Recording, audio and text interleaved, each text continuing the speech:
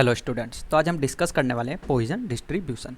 Guys देखिए, इससे पहले हम बाइनोमियल डिस्ट्रीब्यूशन को कंप्लीट डिस्कस कर चुके हैं। यदि आपने वो लेक्चर नहीं देखा है तो आप जाकर देख सकते हैं। उससे पहले चैनल पर नए हैं तो चैनल को सब्सक्राइब करें और वीडियो को ज़्यादा से ज़्यादा शेयर करें, जिससे अदर स्टूडेंट की भी हेल्प हो सके। तो आइए स्टार्ट करते हैं। गाइस देखिए, पॉइजन डिस्ट्रीब्यूशन क्या होता है, जो मेरा ओनली वन पैरामीटर पर बेस होता है। पैरामीटर क्या होगा गाइस, एम होगा। यहाँ से MCQ पूछ लेता है कि कितने पैरामीटर पर बेस होता है। जो मेरा पॉइजन डिस्ट्रीब्यूशन होता है वो ओनली वन पैरामीटर पर बेस होता है, तो ध्यान रखिएगा यहाँ से। गाइस देखिए, लेकिन जो हमने बाइनोमियल देखा था वो कितने पैरामीटर पे बेस्ड था, मेरा 2। फर्स्ट मेरा n था, सेकंड मेरा p। ये चीज़ आपको ध्यान होगी। आइए कंडीशन देख लेते हैं। Variable should be discrete. जो मेरा वेरिएबल होगा वो डिस्क्रीट होना चाहिए। डिस्क्रीट का मीनिंग मैंने कल भी आपको बताया था कि एक सीरीज में गिवन होना चाहिए 1 2 3 4 लाइक दिस। सेकंड देखिए, each trial should be mutually exclusive. Mutually exclusive होगा मतलब यहाँ पर क्या है कि एक दूसरे पर डिपेंडेंट नहीं होना चाहिए। जो मेरा फर्स्ट ट्रायल है वो सेकंड ट्रायल पर डिपेंडेंट नहीं होना चाहिए। थर्ड देखिए, x इज लार्ज। जो x की वैल्यू होगी वो लार्ज होगी, लेकिन p की जो वैल्यू होगी वो मेरी स्मॉल होगी। But their mean p into N होता है, जो कि एक फाइनाइट नंबर होगा। गाइस देखिए, ट्रायल आर इंडिपेंडेंट। मैंने आपको बताया भी, यहाँ पर सेम कंडीशन जो है रिपीट हो रही है कि म्यूचुअली एक्सक्लूसिव का मीनिंग क्या होता है कि एक दूसरे पर डिपेंडेंट नहीं होने चाहिए। और यहाँ पर फोर्थ में इसने क्लियरली कह दिया कि जो मेरे ट्रायल होंगे वो इंडिपेंडेंट होंगे। देखिए गाइस, फाइंड आउट किसने किया था, यहाँ पर साइमन डेनिस ने फाइंड आउट किया था। तो ये बात आप ध्यान रखिएगा, काफ़ी टाइम्स MCQ में पूछ लेता है इसको भी कि किसके द्वारा फाइंड आउट किया गया था। तो यहाँ पर साइमन डेनिस के द्वारा फाइंड आउट किया गया था। किसको, पॉइजन डिस्ट्रीब्यूशन को। आइए फॉर्मूला देखिए। फॉर्मूला क्या होता है गाइस, देखिए e की पावर माइनस m की पावर x और अपॉन में कितना हो जाएगा मेरा x फैक्टोरियल। गाइस ये फैक्टोरियल है जो हम परमोटेशन एंड कॉम्बिनेशन में पढ़ते हैं। आइए भाई देखिए, यहाँ पर e की वैल्यू कितनी होगी 2.7183। आपको MCQ में गिवन होगी। MCQ में गिवन नहीं होती है तो आपको ऑलवेज ये पुट करनी होगी 2.7183। गाइस देखिए, m क्या है यहाँ पर, जो मेरा m होता है वो मेरा मीन होता है, यानी मैं सिंपली कह सकता हूँ n इंटू पी। गाइस देखिए, x क्या है यहाँ पर, एक्चुअल नंबर ऑफ सक्सेस की। यदि मैं ट्रायल कर रहा हूँ तो उसमें मेरी सक्सेस कितने टाइम्स आ रही है वो मेरा क्या होता है, x होता है। तो आपको ये फॉर्मूला ध्यान होना चाहिए। जैसे कि हमने बाइनोमियल डिस्ट्रीब्यूशन में फॉर्मूला देखा था NCR, p की पावर कितनी थी गाइस r, और यहाँ पर q की पावर कितनी थी n माइनस r। सेम है गाइस, यहाँ पर भी फॉर्मूला है, आपको इस फॉर्मूले को याद रखना होगा। आइए प्रॉपर्टी देखते हैं।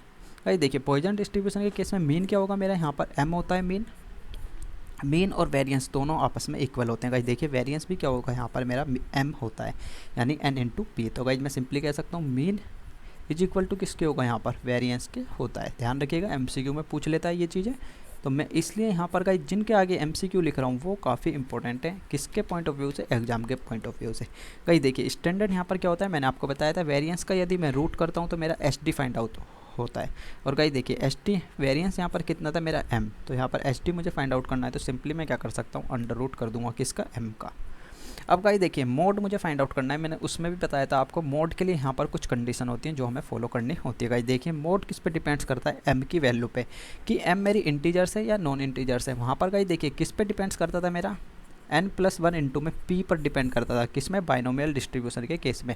लेकिन हमें यहाँ पर इसको ध्यान नहीं रखना है, हमें किसको ध्यान रखना है, m की वैल्यू को, कि m की वैल्यू पे डिपेंड करेगा कंप्लीटली कौन, मेरा मोड। गाइस देखिए, यदि m की वैल्यू इंटीजर्स है तो यहाँ पर मेरे 2 मोड्स होंगे, हम कह सकते हैं बाई मोड्स, यानी m और m-1। एक तो m होगा और एक उससे कम, एक माइनस कर देंगे। गाइस देखिए, लेकिन यदि डिजिट नॉन इंटीजर्स है, नॉन इंटीजर्स का मीनिंग क्या है कि 3.2 है, 3.3 है, तो उसमें क्या होगा, यूनी मॉडल होगा, एक मोड होगा, यानी लार्जेस्ट वैल्यू क्या होगी, लार्जेस्ट इंटीजर्स जो होगा वो मेरा मोड होगा, यानी 3 इसमें मैं कह सकता हूँ मेरा मोड होगा।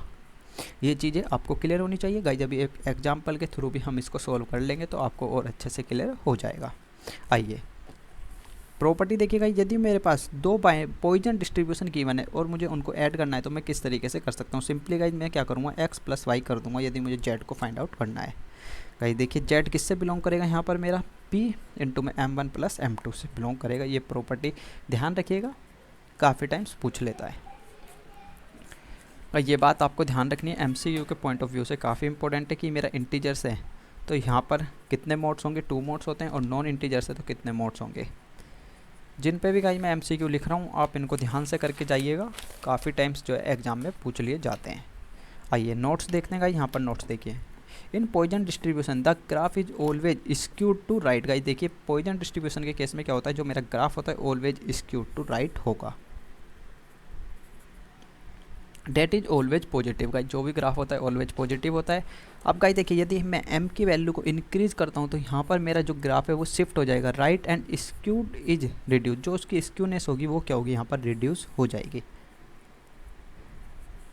गाइज देखिए e की पावर m क्या आती है यहाँ के, e की पावर माइनस m थी, तो गाइज मैं इसको कैसे लिख सकता हूँ 1/m भी लिख सकता हूँ, क्योंकि पावर यदि माइनस में उसको मैं अपॉन में ले जाता हूँ तो वो पावर मेरी पॉजिटिव हो जाती है, जो ऑलवेज ग्रेटर देन होगी किससे, 0 से। यानी फंक्शन भी जो होगा क्या होगा, 0 से ऑलवेज बड़ा होगा। समेशन ऑफ x करने पे कितना आता है गाइज, ऑलवेज 1 आता है प्रोबेबिलिटी। यदि मेरे पास कोई भी प्रोबेबिलिटी गिवन है और मैं उसका समेशन करता हूँ तो ऑलवेज मेरे पास 1 आएगा। आइए कुछ